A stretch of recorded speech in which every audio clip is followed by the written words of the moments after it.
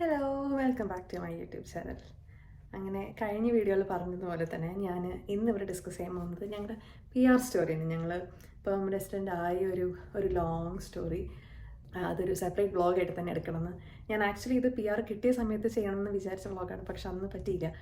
അപ്പോൾ ഇന്നിപ്പോൾ ഞാനത് ചെയ്യാമെന്ന് വിചാരിച്ചു. അപ്പോൾ ഈ കഥ സ്റ്റാർട്ട് ചെയ്യുന്നത്, ഈ സ്റ്റോറി സ്റ്റാർട്ട് ചെയ്യുന്നത് 2021 ഏപ്രിലാണ്. അപ്പോൾ കുറച്ചും കൂടി റിവൈൻഡ് ചെയ്ത് കഴിഞ്ഞാൽ ഞാനും എൻ്റെ ഹസ്ബൻഡും ഞങ്ങൾ കാനഡയിലെത്തുന്നത് 2019 ഡിസംബറിലാണ്. ഞാൻ സ്റ്റഡി പെർമിറ്റിലും എൻ്റെ ഹസ്ബൻഡ് വർക്ക് പെർമിറ്റിലായിട്ടാണ് ഞങ്ങൾ കാനഡയിൽ വരുന്നത്. അപ്പം ഞാൻ വന്നു, എൻ്റെ കോഴ്സ് സ്റ്റാർട്ട് ചെയ്തു. അത് കഴിഞ്ഞ് ഞാൻ പാർട്ട് ടൈം ജോലി ചെയ്യുന്നു, ഹസ്ബൻഡ് ഫുൾ ടൈം വർക്ക് ചെയ്യുന്നു. അങ്ങനെയൊക്കെ ഇങ്ങനെ വലിയ കുഴപ്പമില്ലാണ്ട്. എൻ്റെ ഇടയിൽ കോവിഡ് വന്നു, പക്ഷെ എന്നാലും വലിയ കുഴപ്പമില്ലാണ്ട് ഇങ്ങനെ കാര്യങ്ങളൊക്കെ പൊയ്ക്കൊണ്ടിരിക്കുന്ന സമയം അങ്ങനെ ഇരിക്കുകയാണ് 2021 ഏപ്രിലിൽ ഇങ്ങനെ കനേഡിയൻ ഗവൺമെൻറ് ഒരു ന്യൂസ് വന്നു. ഇവിടുത്തെ കാനഡ ഗവൺമെൻറ് IRCC 90,000 അപ്ലിക്കൻസിന് 90,000 അപ്ലിക്കൻസിന് TR to PR പാത്വേ എന്ന് പറഞ്ഞിട്ടൊരു പ്രോഗ്രാം അവർ സ്റ്റാർട്ട് ചെയ്യുന്നു. TR to PR എന്ന് ഉദ്ദേശിക്കുന്നത് temporary resident to permanent resident programme എന്ന് പറഞ്ഞിട്ടൊരു 90,000 അപ്ലിക്കൻസിന് ഇൻവൈറ്റ് ചെയ്യുന്ന ഒരു പ്രോഗ്രാം ഇങ്ങനെ വരുന്നില്ല, ഇങ്ങനെ അവർ പ്ലാൻ ചെയ്യുന്നുണ്ട്. ഇങ്ങനെ ഒരു പ്രോഗ്രാം വരും എന്ന് പറഞ്ഞൊരു ന്യൂസ് വരുന്നു. അപ്പോൾ ഈ ന്യൂസ് വരുന്നത് ഞങ്ങളുടെ ഭയങ്കര ഒരു പൊട്ട സമയത്താണ്. ഞങ്ങൾ കോവിഡ് കിട്ടി, ഞങ്ങൾക്ക് 2 പേർക്കും കോവിഡ് വന്ന് ഞങ്ങൾ ക്വാറന്റൈനിൽ ഇരിക്കുന്ന സമയമാണ്.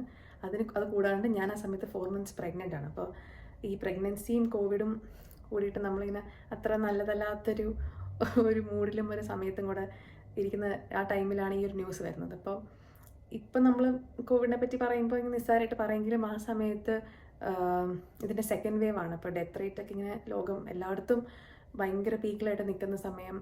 ഞാൻ ആ സമയത്ത് പ്രഗ്നൻ്റ് ആയതുകൊണ്ട് തന്നെ ഞാൻ വാൾമാർട്ടിൽ ആ സമയത്ത് പാർട്ട് ടൈം ആയിട്ട് വർക്ക് ചെയ്തത്. അപ്പോൾ അവിടെ നിന്ന് അവർ എനിക്ക് ലീവ് തന്നു 3 months. കാരണം ആദ്യത്തെ 3 months ഓബ്വിയസ്ലി റെസ്റ്റ് വേണം. പിന്നെ അത് കൂടാണ്ട് ഇങ്ങനെ ഒരു കോവിഡിൻ്റെ എക്സ്പോഷർ ഏറ്റവും കൂടുതലുള്ള സ്ഥലമാണ് ഒരു ഗ്രോസറി സ്റ്റോർ.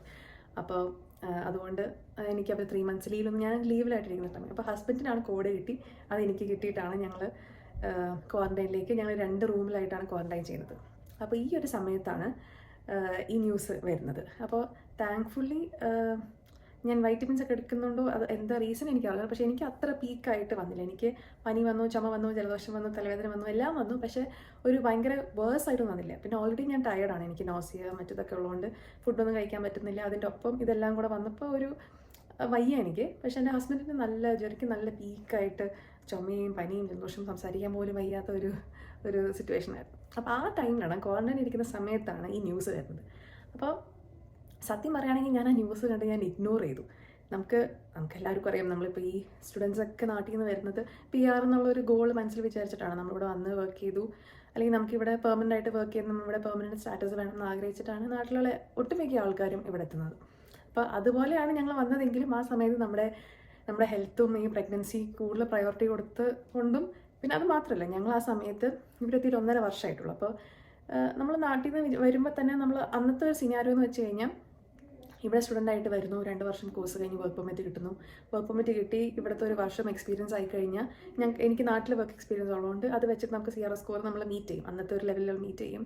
അപ്പോൾ 5 വർഷം നമ്മുടെ കയ്യിലുണ്ട്, അതിൻ്റെ ഉള്ളിൽ എന്തായാലും നമുക്ക് PR കിട്ടും എന്നുള്ള ഒരു കോൺഫിഡൻസ് നമുക്ക് ആ സമയത്തുണ്ട്. അപ്പോൾ അതും കൂടി ഉള്ളതുകൊണ്ടായിരിക്കും ആ സമയത്ത്. പിന്നെ അതിന് വലിയ റീസണാണ് ഞാൻ നേരത്തെ പറഞ്ഞ ഈ കോവിഡും പ്രഗ്നൻസിയും. അതുകൊണ്ട് ഉള്ളതുകൊണ്ട് ഞാനതങ്ങനെ വിട്ടു. ഞാൻ അതിനെപ്പറ്റി നമ്മൾ ആ സമയത്ത് ചിന്തിച്ചില്ല.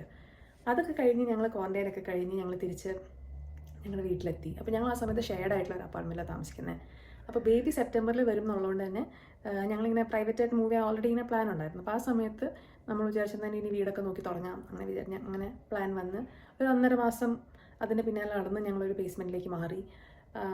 അവിടെ എല്ലാം ഒന്ന് സെറ്റായൊക്കെ വന്നപ്പോഴത്തേക്ക് ഒരു ജൂൺ പകുതിയായി. അപ്പോൾ മെയ് ഫസ്റ്റ് വീക്ക് ഈ പ്രോഗ്രാം ലോഞ്ചായി. മെയ് 6th or 5th ഈ പ്രോഗ്രാം വന്നു. ജൂൺ ഒരു പകുതിയായപ്പോൾ ഞങ്ങളൊക്കെ എല്ലാം കൂടെ നമ്മളൊന്ന് സെറ്റായി പുതിയ സ്ഥലത്തേക്കൊക്കെ മാറി.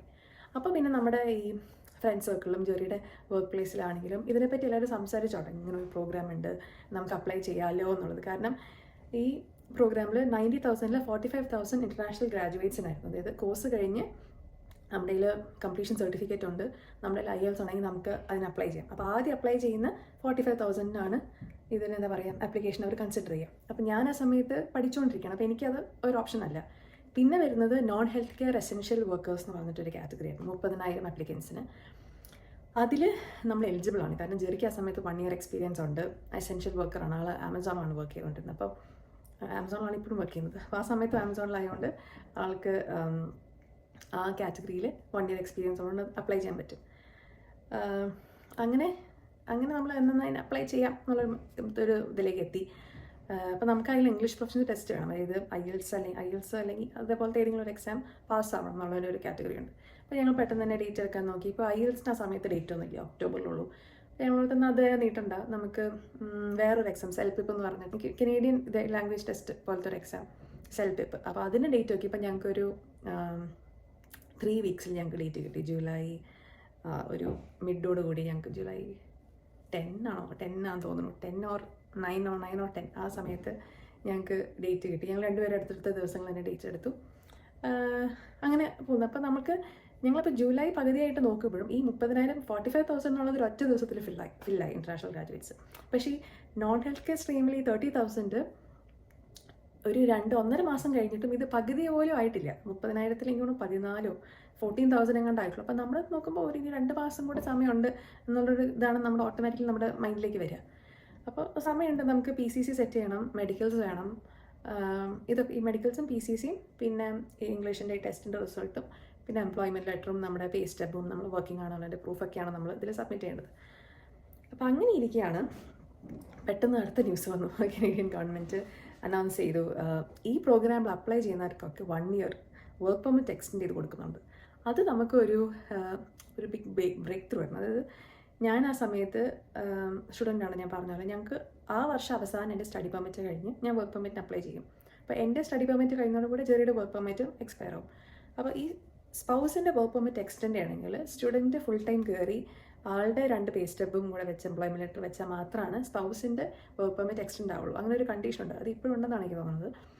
അപ്പം അത് ഞങ്ങൾക്കൊരു ബുദ്ധിമുട്ടുള്ള കാര്യമായിരുന്നു, കാരണം ഞാൻ ആ സെപ്റ്റംബറിൽ ഡ്യൂ ആണ് എൻ്റെ ഫസ്റ്റ് ബേബി. അപ്പോൾ ഡെലിവറി കഴിഞ്ഞിട്ട് ഈ ജോലിക്ക് കയറി പേ സ്റ്റെപ്പ് കൊടുക്കാനുള്ള ഓപ്ഷൻ നമുക്ക് ആ സമയത്ത് ഇമ്പോസിബിൾ ആയിരുന്നു. കാരണം എനിക്ക് സെപ്റ്റംബറിൽ ബേബി കിട്ടിയെങ്കിൽ ഒബ്വിയസ്ലി എനിക്ക് ഈ ഇത്രയും കുഞ്ഞു ടൈമിൽ എനിക്ക് വർക്കിൽ കയറാൻ പറ്റില്ലായിരുന്നു.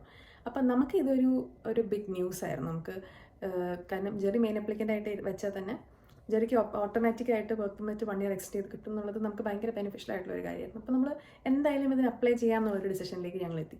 പക്ഷെ നമ്മൾ ഒട്ടും എക്സ്പെക്ട് ചെയ്യാതിരുന്ന കാര്യം എന്ന് വെച്ച് കഴിഞ്ഞാൽ ഈ ന്യൂസ് വന്ന് പെട്ടെന്ന് 24 hours ഇതിൻ്റെ ആപ്ലിക്കേഷൻ്റെ കൗണ്ടിങ്ങിനെ ഭയങ്കര ഒരു ഹൈക്ക് വന്നു അതിന്. അപ്പോൾ നമുക്ക് മനസ്സിലായി നമ്മുടെ കയ്യിലൊരു 2 മാസം ഉണ്ടാവും. നമ്മൾ പ്രതീക്ഷിച്ചത് ഒരാഴ്ച പോലും നിൽക്കില്ല, ഇതെന്തായാലും പെട്ടെന്ന് കഴിഞ്ഞു പോകുന്നു മനസ്സിലായി.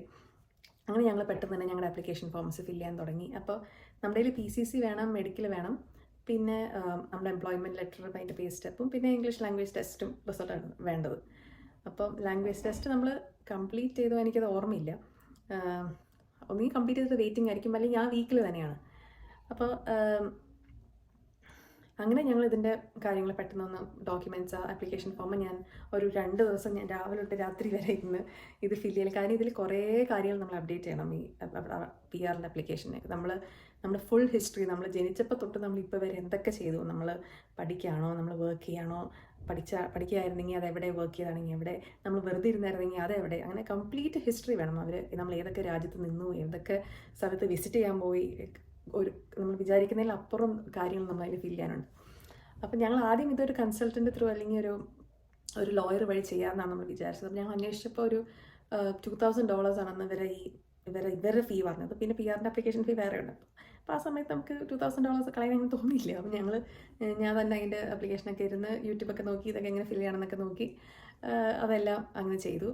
അങ്ങനെ ജൂലൈ 15th രാത്രിയായി. 15th രാത്രി ആയപ്പോഴത്തേക്കും പെട്ടെന്ന് ഒറ്റയടിക്ക് ഈ 30,000 പിന്നെ ഓരോ മണിക്കൂറിലും ഇങ്ങനെ 1000 വെച്ചിട്ടാണ് ആപ്ലിക്കേഷൻ കയറുന്നത്. കാരണം എനിക്ക് തോന്നുന്നു ഈ ഒരു ന്യൂസ് നമ്മളെപ്പോലെ തന്നെ ആഗ്രഹിച്ച ഒരുപാട് ആൾക്കാരുണ്ടായിട്ടുണ്ടാവും വർക്ക് പെർമിറ്റ് ആ സമയത്ത് ഇങ്ങനെ അത്യാവശ്യമുള്ളവർ. അപ്പോൾ അങ്ങനെയുള്ളവരൊക്കെ ഇത് അപ്ലൈ ചെയ്തു എന്നാണ് ഞങ്ങൾക്ക് തോന്നുന്നത്. അങ്ങനെ ജൂലൈ 16th പുലർച്ചെ 3 മണിക്കാണ് ഞങ്ങളുടെ ആപ്ലിക്കേഷൻ സബ്മിറ്റ് ചെയ്യുന്നത്. 3-3:15 ആയിട്ടുണ്ട് ആപ്ലിക്കേഷൻ സബ്മിറ്റ് ചെയ്യുമ്പോൾ. ഞങ്ങൾ സബ്മിറ്റ് ചെയ്യുമ്പോൾ 28,000 ആ റേഞ്ചിൽ 28,500-600 റേഞ്ചിലാണ് ആപ്ലിക്കേഷൻ നമ്പർ ഇരിക്കുന്നത്. എന്നിട്ട് അന്ന് രാത്രി ഞാൻ ആക്ച്വലി ഉറങ്ങാണ്ടിരുന്നു, കാരണം എന്ന് ക്ലോസ് ചെയ്യുമെന്ന് അറിയാനുള്ള ഒരു എന്തോ ഒരു ഇതിൽ അങ്ങനെ 4:15 അതായത് ഞങ്ങൾ അപ്ലൈ ചെയ്ത് ഒരു 1 hour കഴിഞ്ഞപ്പോഴത്തേക്കും ഇത് ക്ലോസ് ആയി. 30,000 ആപ്ലിക്കേഷൻസ് റീച്ചായി. അപ്പോൾ ഞങ്ങൾക്ക് ഭയങ്കര എന്താ പറയുക, ഭയങ്കര ലക്കിയായിരുന്നു ഞങ്ങൾ ആ സമയത്ത്. ഇങ്ങനെ ദൈവത്തിൻ്റെ ബ്ലെസ്സിങ്ങും എല്ലാവരും പ്രാർത്ഥനയും നമ്മുടെ പാരൻസിൻ്റെ പ്രാർത്ഥനയൊക്കെ ആയിട്ടായിരിക്കും എല്ലാം ഞങ്ങൾക്ക് ആ കറക്റ്റ് ടൈമിൽ വന്നു. കാരണം ഞങ്ങളുടെ ആ സമയത്ത് PCC ഞങ്ങളുടെ ഇല്ല. പക്ഷെ ഞങ്ങൾ അന്ന് ഉച്ചയ്ക്ക് പോയിട്ട് ഇത് ക്ലോസ് ആവുന്നതിൻ്റെ തലേദിവസം ഉച്ചയ്ക്ക് പോയിട്ട് ഞങ്ങൾ അതിൻ്റെ ആപ്ലിക്കേഷൻ ഫില്ല് ചെയ്ത് സബ്മിറ്റ് ചെയ്തു. അപ്പോൾ ഇതിന് അപ്ലൈ ചെയ്തിട്ടുള്ളതിൻ്റെ പ്രൂഫായിട്ട് നമ്മളെല്ലാവരുടെ ചലാനുണ്ട്. അപ്പോൾ ഈ ചലാൻ്റെ ഫോട്ടോ ഞങ്ങളെടുത്ത് അത് അപ്ലോഡ് ചെയ്തു. അതിൻ്റെ ഒപ്പം ഞങ്ങളൊരു എക്സ്പ്ലനേഷൻ ലെറ്റർ വെച്ചു. ഇങ്ങനെ ഇന്ത്യൻ PCCക്ക് ഇത്ര ടൈം വെയിറ്റ് ഉണ്ട്, ലാഗുണ്ട്, കോവിഡൊക്കെ ആണല്ലോ. അപ്പോൾ അതൊരു എക്സ്പ്ലനേഷൻ ലെറ്റർ വെച്ചു. കിട്ടിക്കഴിഞ്ഞാൽ ഞങ്ങൾ അപ്പോൾ ഇത് അപ്ലോഡ് ചെയ്യുന്ന പറഞ്ഞൊരു ലെറ്റർ വെച്ചു. അതുപോലെ മെഡിക്കൽസിന് ഞാൻ പ്രഗ്നൻ്റ് ആയതുകൊണ്ട് എനിക്ക് എക്സ്റേ എടുക്കാൻ പറ്റില്ല. അപ്പോൾ ഞങ്ങൾ നാട്ടിൽ നിന്ന് വന്നപ്പോൾ ഞങ്ങളിൽ ചെയ്ത മെഡിക്കൽസിൻ്റെ ഡോക്യുമെൻ്റ് എൻ്റെ കയ്യിലുണ്ടായിരുന്നു. അപ്പോൾ എൻ്റെയും ജെറിയുടെയും കൂടെ ഞാൻ അതിൻ്റെ ഒരു കോപ്പി വെച്ചു. എന്നിട്ട് ഇതേപോലെ എക്സ്പ്ലനേഷൻ ലെറ്റർ വെച്ചു. ഞങ്ങളിത് പുതിയത് എടുത്തു കഴിഞ്ഞാൽ ഞങ്ങൾ അപ്ലോഡ് ചെയ്യാം. പിന്നെ ഞങ്ങളിൽ ഇംഗ്ലീഷ് ടെസ്റ്റിൻ്റെ റിസൾട്ട് ഞങ്ങൾക്ക് അന്ന് മോർണിംഗ് ആണ് ഞങ്ങൾക്ക് ജെറിയുടെ റിസൾട്ട് വരുന്നത്. അതുകൊണ്ട് ഞങ്ങൾക്ക് അന്ന് അത് വയ്ക്കാൻ പറ്റി. പിന്നെ എംപ്ലോയ്മെൻറ്റ് ലെറ്റർ ജെറിക്ക് അതിന് തലേദിവസം കിട്ടി. പേ സ്റ്റെപ്സ് നമ്മുടെ കയ്യിലുണ്ട്. ബാക്കി എല്ലാം ഞങ്ങൾ ഫില്ല് ചെയ്തു. ഫോംസൊക്കെ ഫില്ല് ചെയ്ത ടൈമിൽ കഴിഞ്ഞ് ഞങ്ങളതങ്ങ് അപ്ലൈ ചെയ്തു. അങ്ങനെ പിന്നെ നമ്മളൊരു ലോങ് വെയിറ്റ് ആയിരുന്നു. കാരണം യൂഷ്വലി നമ്മളൊരു ആപ്ലിക്കേഷൻ കനേഡിയൻ ഗവൺമെൻറ് വെബ്സൈറ്റിൽ ഇപ്പോൾ ഒരു വിസിറ്റർ വിസ ആണെങ്കിലും സ്റ്റഡി പെർമിറ്റ് ആണെങ്കിലും വർക്ക് പെർമിറ്റ് ആണെങ്കിലും നമ്മൾ അപ്ലൈ ചെയ്യുമ്പോൾ അപ്പം നമുക്ക് നമ്മുടെ ആപ്ലിക്കേഷൻ നമ്പർ വരും. പക്ഷേ ഈ ഒരു പ്രോഗ്രാമിൽ ഇത്ര അധികം കൗണ്ട് ഉള്ളതുകൊണ്ടായിരിക്കും നമുക്ക് ആ ഒരു ഇമെയിലാണ് വരുന്നത്. Your application has been received എന്ന് പറഞ്ഞിട്ടൊരു ഇമെയിൽ കിട്ടും. അതല്ലാണ്ട് പിന്നെ നമ്മൾ പേയ്മെൻറ്റ് ചെയ്തതിൻ്റെ റെസിപ്റ്റും വരും. ഇതാണ് നമുക്ക് പ്രൂഫ് നമ്മൾ അപ്ലൈ ചെയ്തെന്ന് പറയാനായിട്ട്. അതല്ലാണ്ട് യൂഷ്വൽ ഇവരുടെ പ്രോസസ്സ് നമുക്ക് അവരുടെ വെബ്സൈറ്റിൽ കയറി കഴിഞ്ഞാൽ നമുക്ക് എന്തൊക്കെയായി നമുക്ക് ട്രാക്ക് ചെയ്യാം. അങ്ങനെ അതിനൊക്കെ ഓപ്ഷൻസ് ഉണ്ട് ശരിക്കും ഇവരുടെ വെബ്സൈറ്റിൽ. പക്ഷേ ഈ പ്രോഗ്രാം ഇതൊന്നുമില്ല. അപ്പോൾ ഇത് ട്രാക്ക് ചെയ്യുന്നത് എന്തായി ഇതിനെപ്പറ്റി ഒരു അപ്ഡേറ്റും ഇല്ലാണ്ട് നമ്മളിങ്ങനെ വെയിറ്റ് ചെയ്തിരിക്കുകയാണ്. അപ്പോൾ അങ്ങനെ 1 വർഷത്തിന് ശേഷമാണ് ഞങ്ങളുടെ ആപ്ലിക്കേഷൻ നമ്പർ ഞങ്ങൾക്ക് കിട്ടി. ആപ്ലിക്കേഷൻ നമ്പർ കിട്ടിയെന്ന് പറഞ്ഞതിൻ്റെ അർത്ഥം നമ്മുടെ ഫയൽ ഒരു ഇമിഗ്രേഷൻ ഓഫീസറിൻ്റെ കയ്യിൽ എത്തിയിട്ടുണ്ട്. ആളതിൽ വർക്ക് ചെയ്യാൻ സ്റ്റാർട്ട് ചെയ്തു എന്നാണ്. പിന്നെ ആ സമയത്ത് എനിക്ക് ഓർമ്മയുണ്ട് കുറേ ഈ TR to PR പാത്വേക്ക് വേണ്ടിയിട്ട് കുറേ ഫേസ്ബുക്ക് ഗ്രൂപ്പുകൾ ഉണ്ടായിരുന്നു, ടെലിഗ്രാമിൽ ഗ്രൂപ്പ്, വാട്സപ്പ് ഗ്രൂപ്പ്. കാരണം ഇതിൽ എല്ലാവരും ഇങ്ങനെ, കാരണം ഇത്രയധികം ആൾക്കാരുണ്ടല്ലോ. അപ്പോൾ ഇവരെ ഓരോ അപ്ഡേറ്റ് വരുമ്പോൾ ഞങ്ങളുടെ എന്തെങ്കിലും അപ്ഡേറ്റ് ആയി കഴിഞ്ഞ് കഴിഞ്ഞാൽ അപ്പോൾ അവർ ഈ ഗ്രൂപ്പിലിടും ഇത് അപ്ഡേറ്റ് ആയി. അപ്പോൾ നമ്മുടെ ടൈം ലൈനിലുള്ള ഒരാൾക്ക് അപ്ഡേഷൻ വരുമ്പോൾ നമ്മൾ ഓട്ടോമാറ്റിക് വിചാരിക്കും, അയ്യോ നമുക്ക് എന്താ വരാത്തത്, നമ്മൾ ഓട്ടോമാറ്റിക്കായിട്ടൊന്ന് വിചാരിക്കും. അപ്പം അങ്ങനെ ഒരു ലോങ് വെയിറ്റ് ആയിരുന്നു. അങ്ങനെ 2023 ഓഗസ്റ്റിൽ ഞങ്ങൾ അപ്ലൈ ചെയ്തിട്ടൊരു 2 വർഷത്തിന് ശേഷമാണ് ഞങ്ങളുടെ PR കൺഫർമേഷൻ ഇമെയിൽ വരുന്നത്.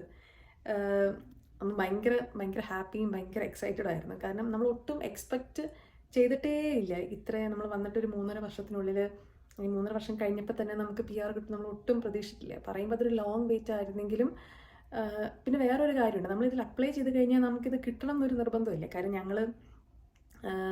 ഞങ്ങളുടെ മെഡിക്കൽസ് ആദ്യം കൊടുത്തിട്ടില്ല, PCC ആദ്യം കൊടുത്തിട്ടില്ല. പിന്നീട് നമ്മൾ കൊടുത്തൊക്കെ അവർ ആപ്ലിക്കേഷൻ റിസീവ് ആയിട്ടുണ്ടെന്ന് പറഞ്ഞ് ഇമെയിൽ വന്നിട്ടുണ്ട്.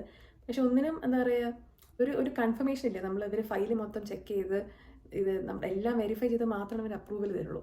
പിന്നെ അത് മാത്രമല്ല, ആ സമയത്ത് കുറേ റിജക്ഷൻസിൻ്റെ ഇമെയിൽ നമ്മൾ കണ്ടു, ഞങ്ങളുടെ ഫയൽ ഇത് കാരണം റിജക്റ്റ് ആയി എന്ന് പറഞ്ഞിട്ട്. അപ്പോൾ ഇത് കിട്ടിയാലാണ് നമ്മുടെ കയ്യിൽ കിട്ടിയാലാണ് ഇത് കിട്ടിയെന്ന് പറയാൻ പറ്റുള്ളൂ. അങ്ങനത്തെ ഒരു സിറ്റുവേഷൻ കൂടെ ആയിരുന്നു അത്. അപ്പോൾ നമ്മൾ ഭയങ്കര ഹാപ്പി ആയിരുന്നു ഞങ്ങൾ ആ ദിവസം. ഈ പറഞ്ഞതുപോലെ നമുക്ക് ഭയങ്കര ലക്ക് ഭയങ്കരമായിട്ട് തുണച്ച ഒരു സമയമായിരുന്നു അത്. അല്ലെങ്കിൽ ഒരിക്കലും ഞങ്ങൾക്ക് അതിന് അപ്ലൈ ചെയ്യാൻ പറ്റില്ല. കാരണം ഞാൻ നേരത്തെ പറഞ്ഞല്ലോ, ആ ഇംഗ്ലീഷ് ലാംഗ്വേജ് ടെസ്റ്റിൻ്റെ ആ ഡേറ്റ് ഞങ്ങൾ ഒരു ദിവസം വൈകി എടുത്തായിരുന്നെങ്കിൽ ഞങ്ങൾക്ക് അന്ന് അപ്ലൈ ചെയ്യാൻ പറ്റില്ല. അല്ലെങ്കിൽ ആ ആപ്ലിക്കേഷൻ ഫോം ഇരുന്ന് ഫില്ല് ചെയ്തത് 2 ദിവസം കഴിഞ്ഞ് ചെയ്താൽ മതി എന്ന് നമ്മളന്ന് ഓർത്തായിരുന്നെങ്കിൽ ഞങ്ങൾക്കത് സബ്മിറ്റ് ചെയ്യാൻ പറ്റില്ലായിരുന്നു. അങ്ങനെ എല്ലാം കൊണ്ടും നമുക്ക് ഭയങ്കര ഭാഗ്യവും നല്ലൊരു ടൈമായിരുന്നു എന്ന് വേണമെങ്കിൽ പറയാം ആ PR കിട്ടിയ ആ സമയം. സോ ഇതാണ് ഞങ്ങളുടെ PR സ്റ്റോറി. യൂഷ്വൽ പ്രോസസ്സിൽ കൂടി ഒന്നും നമുക്ക് പോകേണ്ടി വന്നില്ല. അതായത് ആക്ച്വൽ PR പ്രോസസ്സിൽ നമുക്ക് നമ്മുടെ വെസ്റ്റ് ചെയ്യണം, പിന്നെ കുറേ നമുക്ക് സ്കോർ മീറ്റ് ചെയ്യാനുള്ള ഒരു ടെൻഷനൊക്കെ ഉണ്ട്. ഞങ്ങൾക്ക് ഇതിനൊന്നും ഞങ്ങൾക്ക് ആവശ്യം വന്നില്ല. 2 വർഷം വെയിറ്റ് ചെയ്തത് ഒരു ടെൻഷനായിരുന്നു, പക്ഷേ at last the wait was worth it എന്ന് വേണമെങ്കിൽ പറയാം. That's it. സോ കൂടുതൽ വീഡിയോസ് ഇനിയും കാണുന്നുണ്ടെങ്കിൽ do subscribe to my channel and I will see you later. Bye by.